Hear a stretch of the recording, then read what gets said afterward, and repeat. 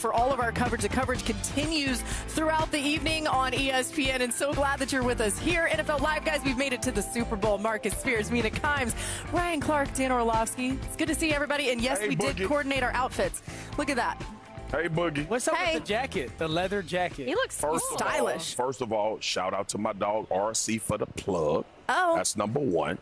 Andre Julius made this. And my dog clean. And I got some more. Great. Yeah, some more. All right, so the fits are going to be popping here Friends at Super Bowl doing things for friends. That's what life is about. What they call it is people helping people. That's the motto of our show, unless it applies to you. All right. Just kidding. All right, let's get right into the Super Bowl. And for that, we welcome in Sal Paolantonio, who's going to be with us throughout the week, of course. And Sal, you are with the Patriots. You're just at the team hotel. What is the latest on Drake Maye and that shoulder and the Patriots' mood?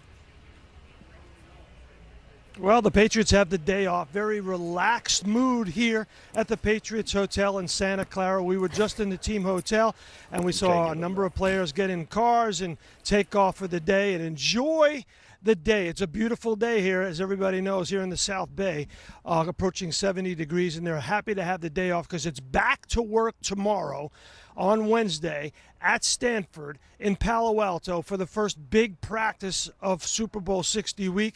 But yesterday, on Monday, Drake Maye threw the football and was happy with his progress on his right shoulder. Listen to this. I'll be just fine. Yeah, I threw a good bit. I threw as much as I would in normal practice, and felt great. And looking forward to getting back out there in the Wednesday and Thursday for practice again, and Friday, and get ready to get a normal week of prep. Now, it's important to note that there was no pool reporter yesterday. Customarily, no pool reporter on Monday. So you didn't have a reporter to go out there and see how he was throwing, but I was told by everyone here that he looked good and that he was throwing freely with no problems. But on Wednesday, tomorrow, there will be a pool report, and we'll get an update on Drake Maye. We'll also get an injury and practice report. And I didn't go with the leather coats or jackets. I went with the cardigan, a little old school.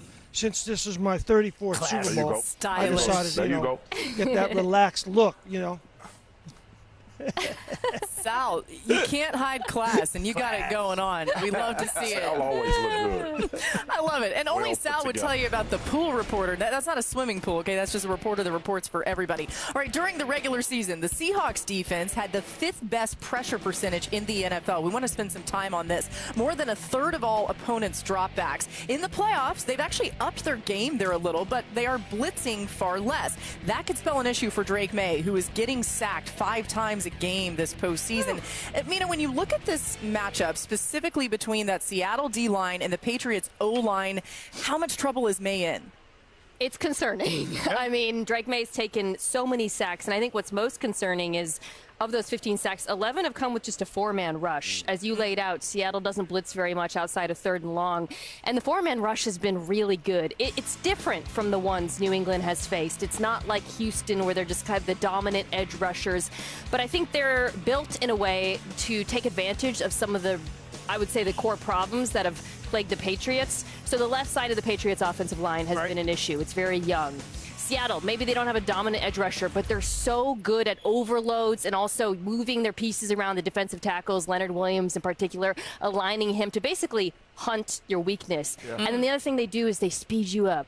They may not blitz a lot, but they sure as hell make it look like they're going to blitz. Buddy. So as a quarterback, even though only 4 are coming, you're constantly thinking, oh, shoot, we got, there's an overload on the left side. I got to get this ball out hot. And then you don't, and then suddenly you got big bodies in your throwing windows. So even if the 4-man rush, they don't have Will Anderson, Danielle Hunter Jr., you could argue they're just as dangerous in a different way. Yeah, those 15 sacks are the most a quarterback has ever had that's made it to the Super Bowl. That's crazy. The most. I think Joe Burrow a couple years ago had that 13 and made it. So realistically, the New England Patriots, because of all that, shouldn't even be here when it comes to at least that statistic. I think we get caught up in talking about pressures or fronts, and we only think it's passing situations and 3rd downs. When you're going against Seattle, it has to be an every down thing for New England. So, number one, how do they handle the interior part of their defensive line? Byron Murphy and Leonard Williams, I think you got to trap them. I think you got to wham them in the run game. That's going to be a big deal. I think, 2, you got to screen them and draw them on 2nd downs. This defensive front, if you just allow them to play one-dimensional, they're going to get after you. I think the 3rd thing is, you talked about the overload, Mina. I think you always got to send numbers to the overload and chip the backside. You have to help. And obviously it's all tied together. But if New England thinks, oh, we'll just have a focus of pressure or front on third down, the first and second down, you get eaten. But also those pressure release valves, they tackle so well. So you get the ball out in space and suddenly the guy's being taken down. Well, the hybrid helps them play that way, Nick, Warrior. Sure. But I'm a RC. Did you? Yeah, go ahead. Oh, RC. wait, I'm up. I thought Marcus was going. No, listen, it doesn't matter. We're living free and loose. You know, I just said something. Scary, but honestly, when you look at this team, they pressured at the third lowest rate of any team in all of the NFL, and you saw the numbers, only 13% in the playoffs. But I want them to up that, especially on third and long, because Nick Eamon-Warry is such a large piece of what they can do up front. Here, this is the middle of the season, and you're going to see them bring Nick Eamon-Warry into position to blitz, and we're going to drop Drake Thomas, and he's going to be the vertical hook. You see here, because of the way they align, the threat of pressure to the top of the field, Tyler Algier goes left first, and he's too late to get back down to get to Nick Eamon-Warry. Now you're going to see Julian Love, who is healthy once again. And this is just a five-man rush. It's a fire zone, so you can have eyes on Drake Maye, and it gives them an opportunity to put pressure on the quarterback before he can identify where the open man or the vacated zone is. And once again, bringing Nick Eamon-Warry and Kobe Bryant from the bottom of the screen, and you're going to add Tyrese Knight to the blitz, and it's a free hitter on Jacoby Brissett. When you look at what the Patriots have dealt with in the playoffs, it has been a ton of four-man rush, but I do believe on third and medium to long, you can get pressure on Drake Maye and maybe force him into some mistakes. Would you do it on early downs, though, first and second for Seattle? Well, it depends on the way that Josh McDaniels is calling the game. He's played everything so close to the vest in the playoffs because they've played so well defensively, and so you're going to have to get into run blitzes if you're going to blitz on those early downs. Speaking of that, I mean, look, the opportunistic shots is what stands out for me with this offense. They've been able to convert in critical situations, critical down and distance, and it is quite frankly, it was why they won games. Oh, yeah. Both of these games in the playoffs. How will you be able to eliminate that? I use the Houston Texans defense because I remember Puka Nacua running a crosser and being open against Seattle. Will the DBs make these plays or will they give up these plays? And that to me is what Seattle is. You're not going to methodically move the ball on Seattle's defense. Right. You have to be explosive. And that's why we left the game last week when they played the Rams. Those were explosive offensive plays that they were able to score on or either getting down in distance. New England has kind of lived on that edge here for the last two playoff games that they've been in. And granted, it's been very similar. He had Patrick Surtain. He tried that. But then they went to the other side, hit a big third down. Max Hollins' big third down catch. You look at the Houston game. We talked about Stingley. RC hit him down the sideline late in that game. There will be a time or two where these opportunistic shots come, and who's going to make the play. And with this defense, you got to be very cautious because they are going to do it. I'll be interested to see if they single them up often. Also, too, though, the other thing, they play so much zone, so I don't expect it. And when you look at them, it's going to be who do you take the shot on? If I'm Josh McDaniels, I'm looking at Reek Woolen and Josh Jobe, right? If those are guys I can get in one-on-ones that we think we can run by them in some of these zones. Create those opportunities. See, I was going to play a lot of split safety, cover 4, cover 6. Get the safety to come down and get those one-on-ones, whether it's like Booty versus Woolen. Matt Collins. Yeah. And, you know, it was interesting, too, because obviously their last game against the Texans, you saw these guys that, you know, they're dealing with a really difficult defense. Drake Maye said one of the big emphasis for him was getting in and out of the huddle as quickly as possible. Against a defense like that, you got to communicate well. You got to think that factors in too with this Seattle defense. All right, big news today for the Giants, you guys, we want to get to. John Harbaugh has hired Matt Nagy to be his offensive coordinator. Nagy was the Chiefs OC last season. Now he gets a chance to call the plays as he did as the Bears head coach with Mitchell Trubisky and Justin Fields. Marcus, do you like this hire for Jackson Dart and the Giants? Mitch Trubisky, 38 starts, 56 QBR. Justin Fields, 10 starts, 31 QBR. Nick Foles, 8 starts, 38 QBR. Andy Dalton, 6 starts, 39 QBR. That's been Matt Nagy's quarterbacks while he's been calling plays. No, I'm not confident. Okay, and I get what I get it. He's been around. He's been in Kansas City behind Andy Reid. Hopefully he brings some of that and the ability to play at a high level. He's dealing with a young quarterback. The Mitch Trubisky and the Justin Fields didn't work out. So look, this league is about results. Sure. This league is, you get judged on how do you develop guys. His development of young quarterbacks have been awful. And that's what that says. So I'm not indicting Matt Nagy as a bad coach. All I can look at is the last time you had two young quarterbacks, they didn't perform well. And now Jackson Dart, going into his second year, is going to be under his tutelage. It doesn't give me a lot of confidence, but maybe something has changed. Yeah, this is not one of those slam dunk hires for me.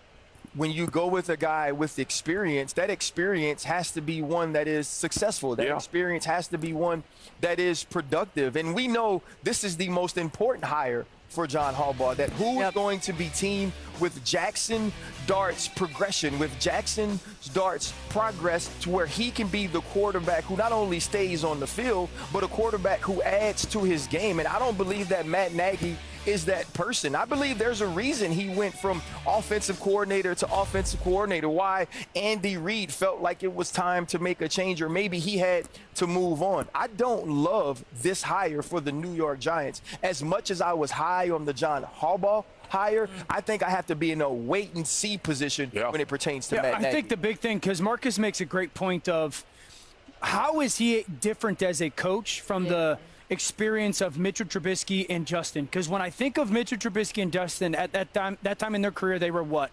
Young, talented, athletic, playmakers. How would we describe Jackson Dart right now? Same way. Yeah, right? And so the development of those two young quarterbacks didn't happen, and the offense hasn't been great. So what's different? Like, what has Matt Nagy learned from his experience since then that maybe he wishes he did differently? Because those guys, Mitchell Trubisky and Justin, never struggled with physical ability and talent. They just never developed into quarterbacks.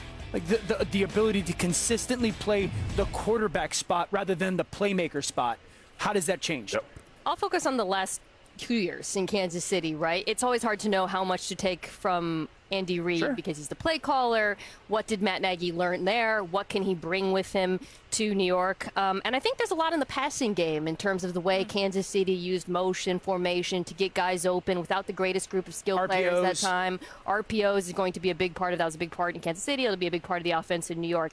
I think the one thing, though, you'd really like to see that's different from Kansas City is the run game in Kansas City really just stems from the pass. It's just an extension of that, right? And Patrick has to make so many of those choices. A lot of them are tagged to RPOs.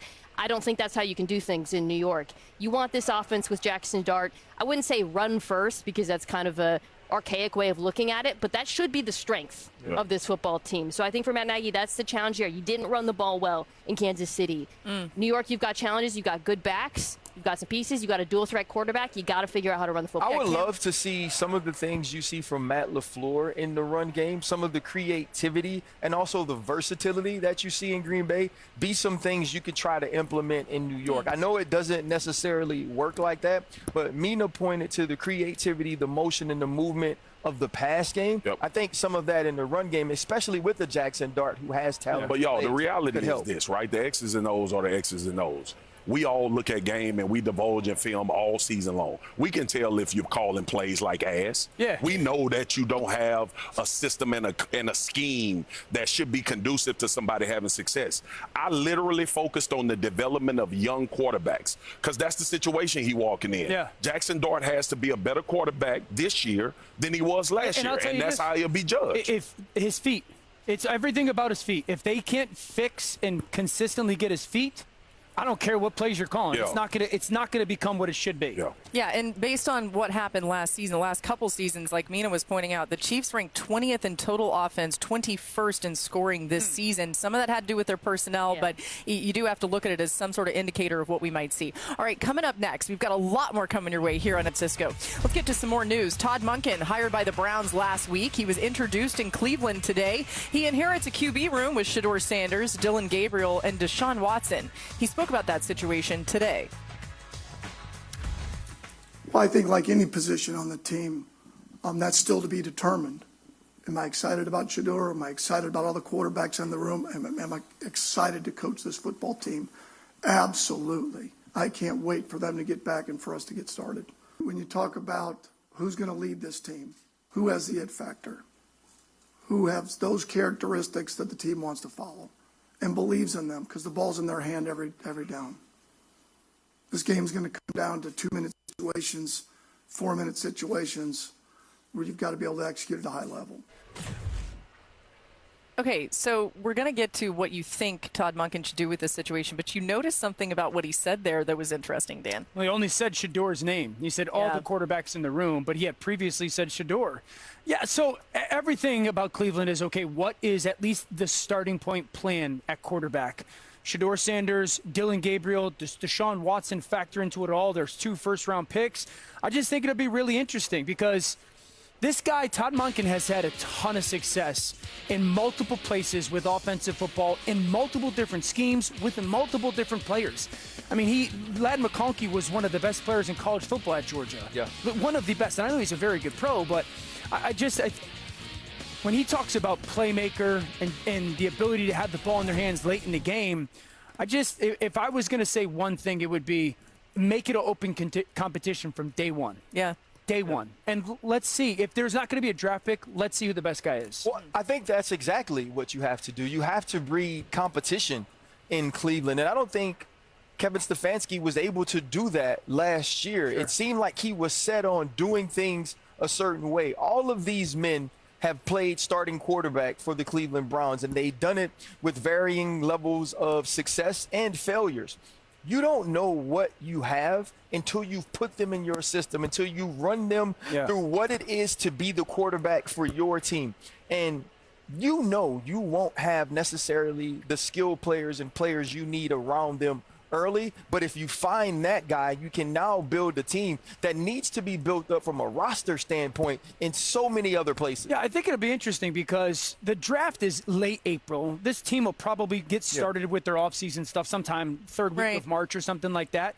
There's only about a month that Todd Monken can be around these quarterbacks to figure out, okay, are we going to use one of those 2 first-round picks on a quarterback, or are we going, nope, one of those 3 guys is going to be the guy this year? I think when you start looking at some of these guys in the draft, I don't know if that's what you want to do when you build a team with skill players with the 2 picks. Yeah, it's going to be a dilemma. And how is he really going to know enough about what they do on the field during that period of time? Yeah, right? and I would say out of those 3 guys that are there, Deshaun, Shedor, and Dylan, I just think watching Monken over the years, I would tell you that Shedor's probably the most equipped to operate the offense that he wants. It's heavy play action. I think that's what he does well. Okay, Monken also did say that Jim Schwartz is an outstanding DC, but declined to comment on his return. So we're still keeping an eye on what they do there. How about this? The Cardinals introducing Mike LaFleur as their new head coach, and that quarterback situation, really interesting. They're trying to sort it all out, right? Kyler Murray still under contract, but there are questions about his future. As we know, LaFleur addressed that today. Being in this division for 7 years, it was never fun. You know, I have a lot of respect, for him as a player. I know he got drafted in help me out there, is it 18 or 2019. So obviously those first 2 years, but again, having the 5 years having to go against him, a lot of respect for him as a player, and he was never a fun challenge to go against. Peter Schrager joining us here. He'll be with us on NFL Live throughout the week as well. And Peter, what context can you add on Kyler Murray's situation going forward? Because that's the question everybody wants answered here. How about that haircut on Mike LaFleur? Woo! Make a statement. Dialing. Good. That's a new do. It. Kyler Murray is such an interesting one because the contract is there, and in 40 days, he'll get $20 million guaranteed if he's still on the roster. If they cut him in the next 40 days, they don't have to pay that and they can move on. Is that enough where you say, I want to wait and see and get through free agency and get through the draft process and see if there's anyone else out there? Truth of the matter is, Mike LaFleur said it. He's been in this conference, for this division, for 7 years, going from the Niners, of course, went to the Jets for a little bit, then back with the Rams. If anybody knows how dangerous Kyler is and what he thinks of Kyler, it is him. He's done the work on him. They're not going to give anything in an opening press conference, but I can tell you this. There is no sure thing that Kyler's out. They hired Mike LaFleur. During those interviews with those coaches, and I talked to several different candidates who met with the Cardinals, they asked the Kyler question, and from what I gather, Mike LaFleur is not shutting the door on bringing Kyler back. I think that makes sense because it's not an easy decision. To your point, they can cut him, but they would be taking a big cap hit, and there aren't that many quarterback options. It's hard for me to easily imagine them making a choice I do think a trade would be more attractive to them if that's in the offing. So this could be them like kind of putting out feelers and waiting and seeing. I don't know what they should do at quarterback, but I do know this. I'm not surprised that they went in the NFC West for their head coaching hire, given how strong the coaches are on these teams, how successful that they've been. And while it's hard to know exactly what Matt LaFleur is responsible, or Michael LaFleur, pardon me, I'm not going to do that approximately 1 million times between now and then. I was there for the press conference. Oh, my So you're God. not that far off. He was there. I saw he was there, yeah. No, cool. Too many brothers. Okay, so, yeah, we don't know because Sean McVay is a play caller in L.A., but I do like the fact that he's been in that building, and it's an offense that's undergone a lot of change. Peter, you know this, covering the Rams so closely. This season, they switched from being primarily an 11 personnel team to using 3 tight ends. That's something Arizona loves to do. Their best skill player is a tight end. And they've also really evolved their run game in LA. It's changed a lot from being that wide zone rushing attack to more gap, more duo. So I'm interested in seeing the influence he has on the run game in Arizona because it's a run game that has struggled this season. I would really just quickly add, I think a lot of people are looking at this as like they're the bridesmaid in the Clint Kubiak sweepstakes. They really liked Mike LaFleur. Clint Kubiak did go on to be the coach of the Raiders, but this does not feel like this is, oh, shucks, we didn't get Clint Kubiak. They were excited about LaFleur as well. Hey, speaking of those brothers, these guys now, Mike and Matt, will be the 4th pair of brothers to serve as NFL head coaches. So it's running in the family. Too many Mikes, too many Matts. Yeah, right. 2 M's, alliteration. Oh, my goodness. All right, coming up, we got more to get to. It's the lowest off-target percentage and the 2nd best completion percentage on throws of at least 20 yards this season.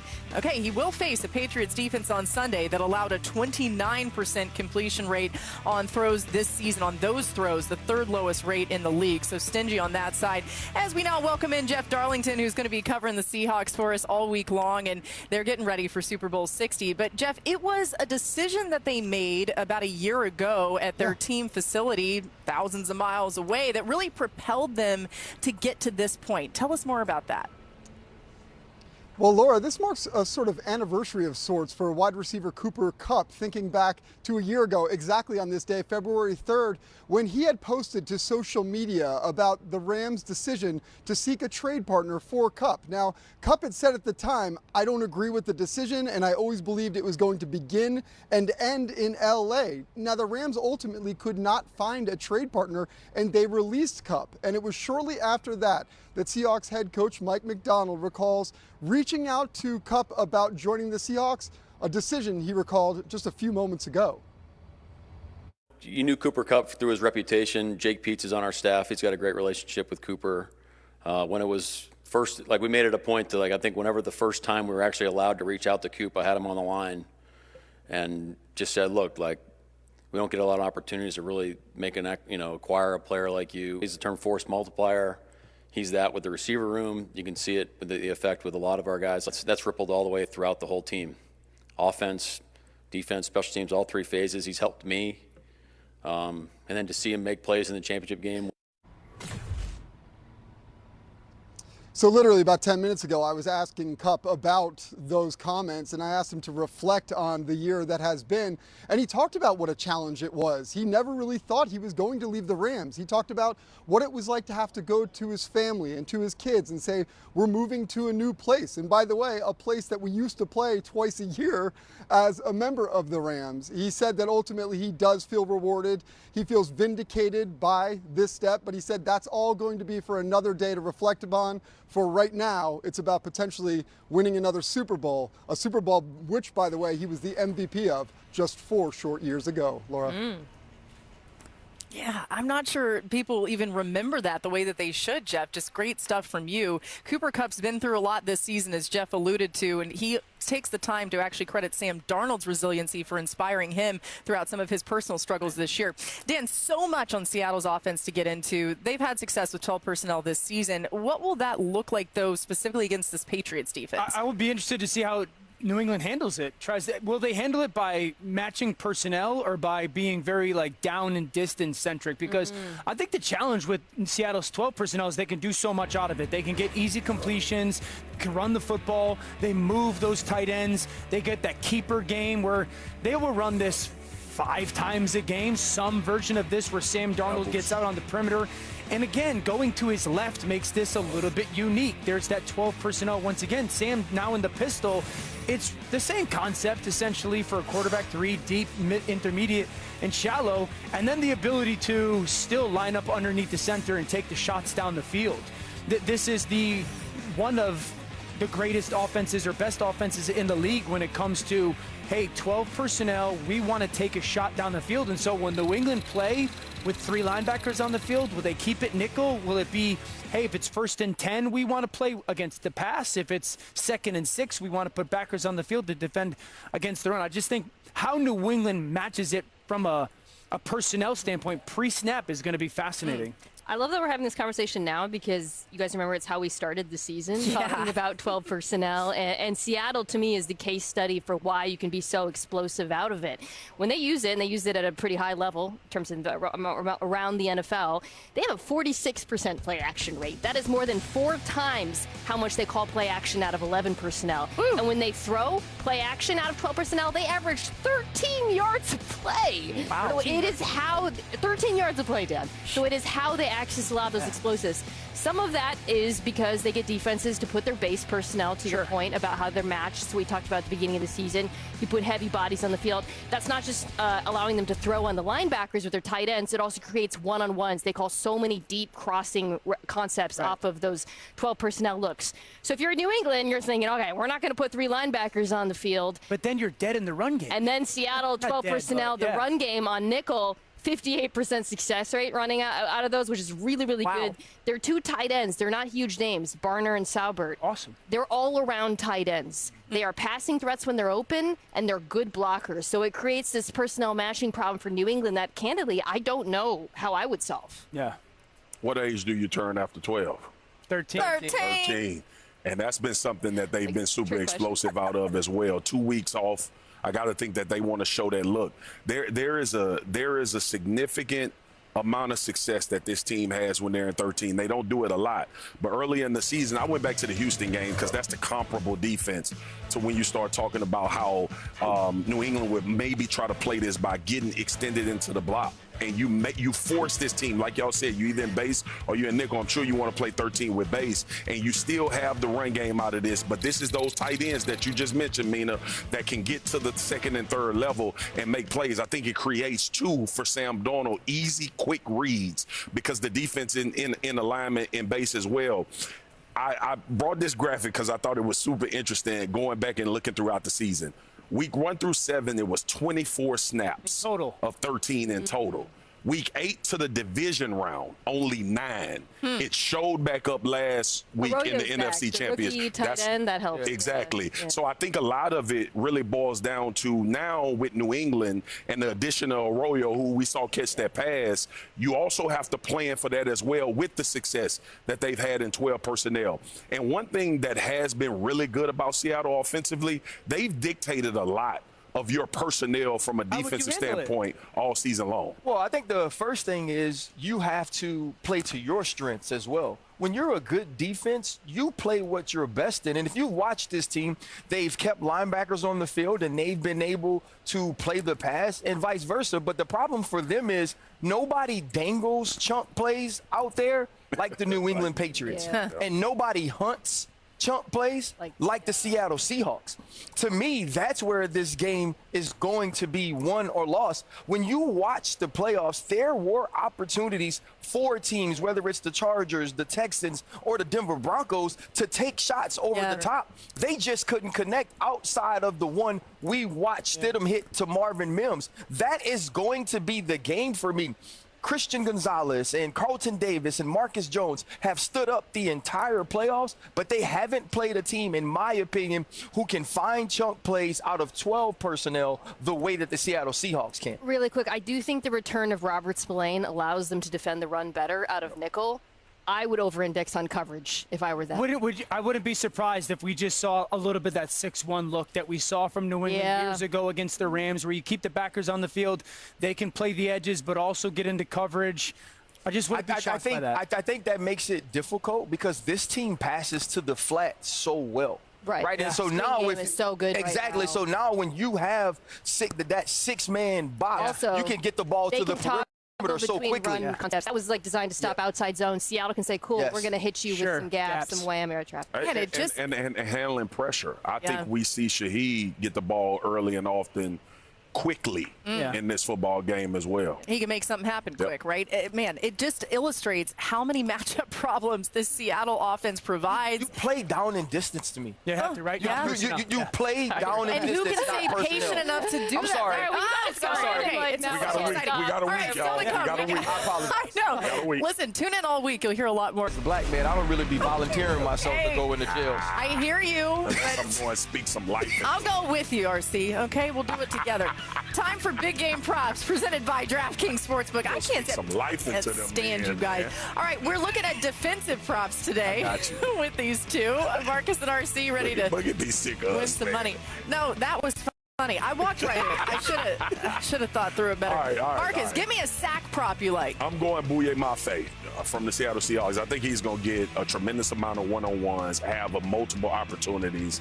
And at times, Drake Maye, obviously, depending on his legs, as he climbs the pocket, Maye has been really good about retracing and getting downhill. Plus, it's not one of those names that everybody's going to talk about leading into this game, but he's one of the unsung heroes on this team that's been playing well. Let's go to the secondary. What prop are you taking? I'm going to go with Marcus Jones. If I have to pick someone to get an interception, he's so ball savvy. He understands where you can try to attack this defense, especially in between the numbers, and he's a ball guy. When you have those punt return skills, you capitalize on your opportunities. All right, guys, I just booked us an Alcatraz tour, the three of us tomorrow. We're going to go there. I ain't going. I got it booked right here. That water too rough out there. That's scary. People escaped out of there, too. It's crazy.